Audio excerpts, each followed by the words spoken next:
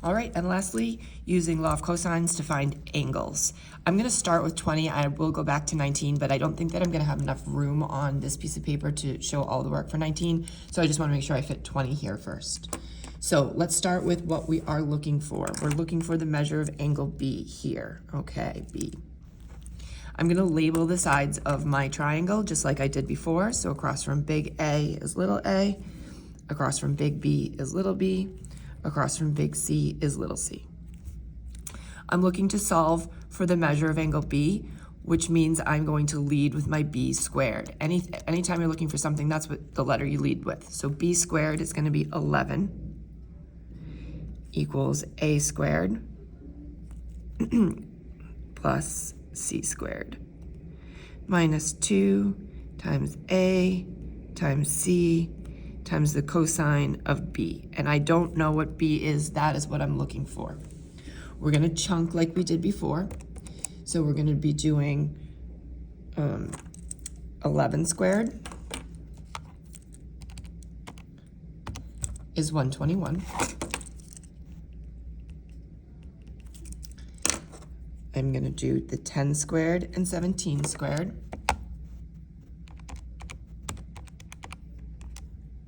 $389. I'm gonna do the 2 and the 10 and the 17.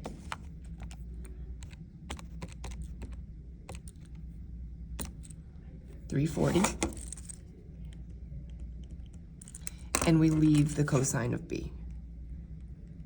Now we're looking to solve for this cosine of b, but these pieces are in my way. I need to get rid of this piece first. So I'm going to subtract 389 from both sides. That is gonna leave me, so 121 minus 389 gets me negative 268. I still have this negative 340. I still have that cosine of b. Now remember, these are stuck together, but I want to remove that negative 340. So I'm going to divide both sides to cancel it out. That cancels that out. And I still need to get rid of that cosine. Anytime I'm looking for an angle, I'm always using the inverse.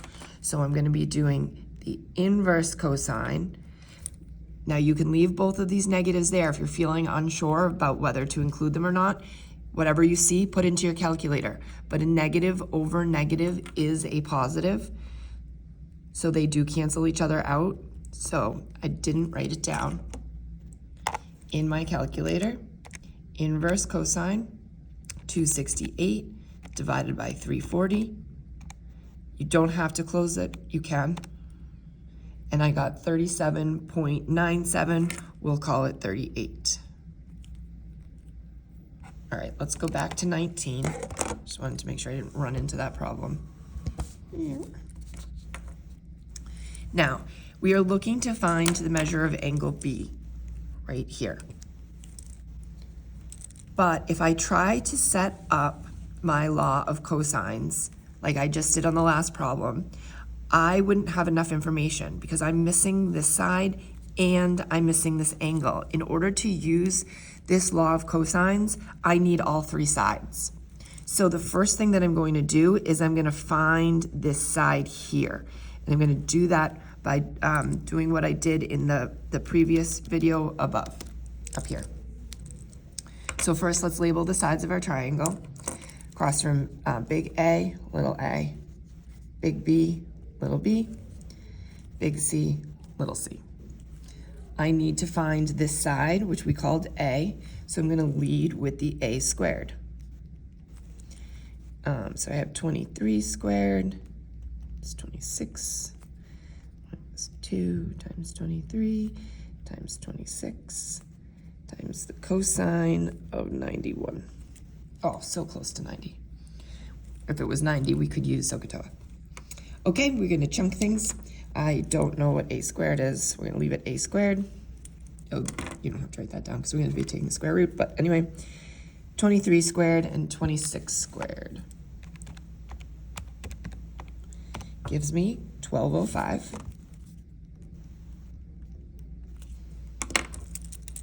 Two and 23 and 26 gives me 1196. And we still have the cosine of 91. Now this is a squared. I want just a. So if I take the square root, that's what gives me a. And all that goes into my calculator. So, oops, square root. 1205 minus 1196 cosine of 91. 35.01. So this side length here is going to be 35. And now that I have this side length, we do have options. And you can choose either option, it does not matter at all. Now that we have all three sides, we could go back and use the law of cosines again to find our angle like we did on problem 20. Or what I'm gonna do, because I find it a little bit easier, is I'm gonna switch and I'm gonna go to the law of sines because I do have things that match, right? I have a side and angle that match now. So I'm gonna do my side 35 over the sine of 91. And I'm looking for angle B. That's gonna match across from this side. So 23 sine, I'll call it sine of B because that's what we're looking for. You can call it anything you want. Here's where we multiply down.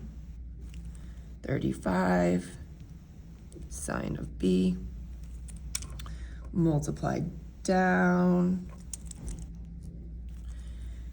23 sine of 91. I want to get the sine of B. Remember, those are stuck together. So I'm going to divide both sides by 35. And that cancels that out. Anytime we're finding an angle, we're doing the inverse. I'm running out of room. So we're doing this whole thing in our calculator with the inverse sine. Be careful, because we switched from cosine to sine. So you just want to make sure that you're putting the correct thing in your calculator. So inverse sine 23, sine 91, close your parentheses, divided by 35, and I got 41.07, which is we'll just call it 41.